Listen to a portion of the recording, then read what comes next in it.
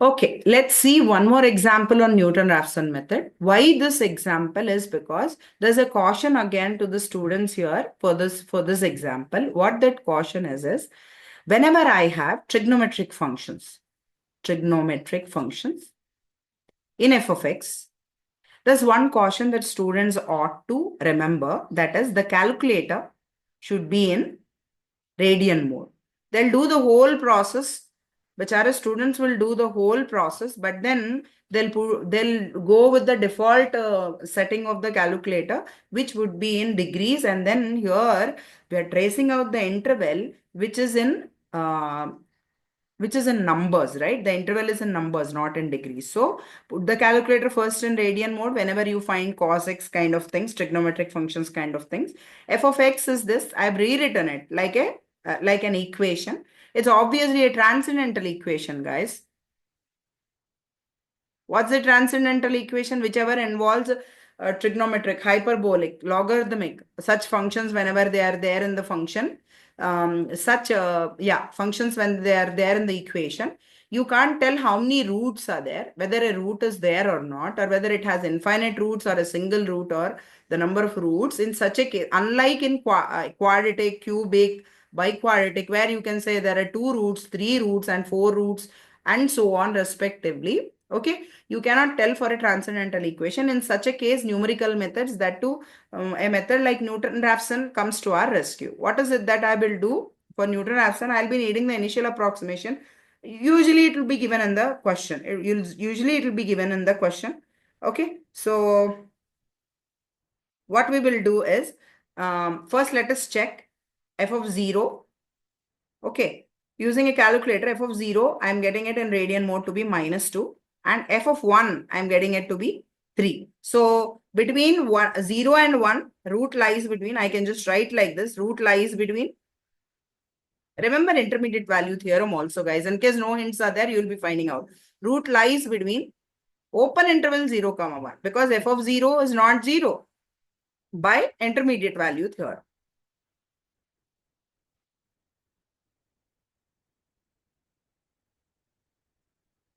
Okay, so what do? I can take any initial approximation. Either my initial approximation can be 0 or my initial approximation can be 1 or anything. Okay, so what do? Choose anything you like. If you ask me, choose some middle value, 0.5 or 0.6 like that. I'll just write here, let. Usually to maintain the uniformity in answering by the students, examiner gives the initial approximation. Here, I just wanted to show how Newton-Raphson works. So that's why I've taken the interval as well and wanted to give some certain hints. Okay. So let x naught be some 0.5 or 0.6. The center value of 0 and 1 I'm considering instead of going with the endpoints. Okay. So what would be x1, guys? x1 is nothing but x naught minus f of x naught by f prime of x naught. Okay. What is f prime? Let's check here. F prime of x is what? 3. 3x derivative is 3. Cos x derivative is minus sin x. 1 derivative is 0. Okay. So accordingly, I'll be substituting the values. What that is 0.6 minus f of 0.6 by f prime of 0.6. Okay. So this would be what? 0.6 minus 3 into 0.6 plus cos 0.6 minus 1 by 3 plus sine 0.6 is what I'll have. Let's see using the calculator what would be the answer for it.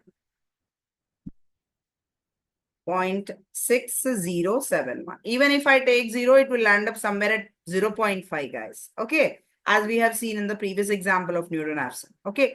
Now coming to x2, this would be my x1. So x2 would be what? The recurrence relation. x1 minus f of x1 by f prime of x1.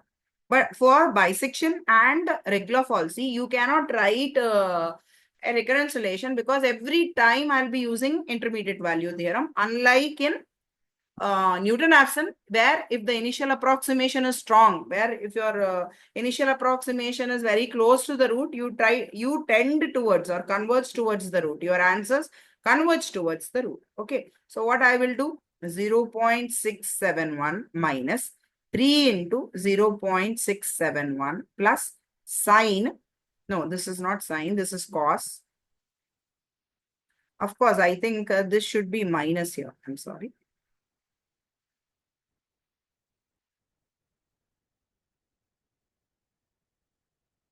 Okay, that's minus cos. So minus cos. Okay.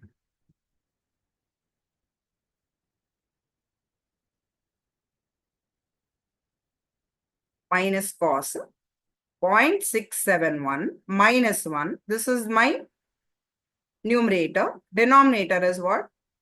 3 plus sine 0.67. Okay. So if I use a calculator to find the value of it, okay, this is one term and 0.67 is subtracted from that fraction. Okay. So x1 would be x2. My second approximation value would be 0.6071. Okay. X2 also is, if I go for X3 also, you can see here, in second iteration itself,